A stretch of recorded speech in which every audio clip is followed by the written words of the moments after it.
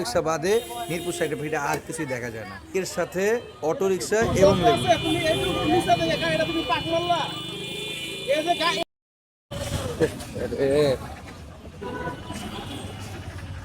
Auto রিক্সার অবস্থা রে প্রত্যেক দিন। মিরপুর 60 ফিট বর্তমানে অটো রিক্সার এলাকা। সহজ কথা, অটো রিক্সা বাদে মিরপুর সাইডে ভিড়ে আর কিছুই দেখা যায় না।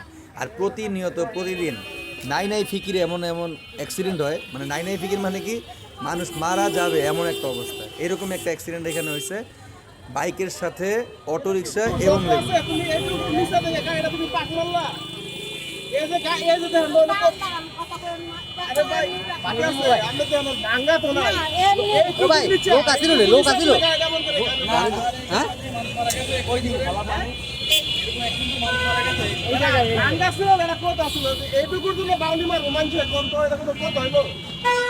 এর মধ্যে চাক্কাটা বলে সমস্যা নাই তো।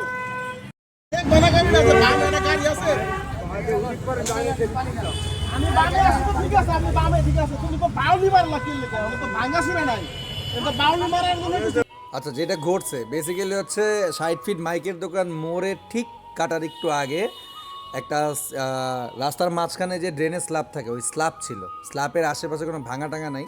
তা আমাদের এই শ্রদ্ধীয় কাকা সে স্ল্যাব বরাবর আস্তে আস্তে হঠাৎ করে স্ল্যাব যখন লক্ষ্য করছে তখন সে বাউলি দেয়। বামে বাউলি দেওয়ার কারণে বামে যে বাইক ছিল সেই বাইকের সাইলেন্সারের পাদানি তার চাকার মধ্যে ঢুকে যাওয়ার পরেই এরকম একটা মর্মান্তিক ঘটনা ঘটে। মেইন রোডে গাড়ি চালাতে গেলে যেই পরিমাণ দক্ষতা, যেই পরিমাণ জ্ঞান আসলে থাকা দরকার, এগুলো আসলে বর্তমানে যে অটোরিকশা চালায় তাদের আসলে ওইভাবে নেই, যার কারণে এরকম সড়ক দুর্ঘটনা ঘটে। তো আসলে বলার কথা একটাই, যা সাবধানে গাড়ি চালালে হয়তো কারো জীবন বেঁচে যাবে।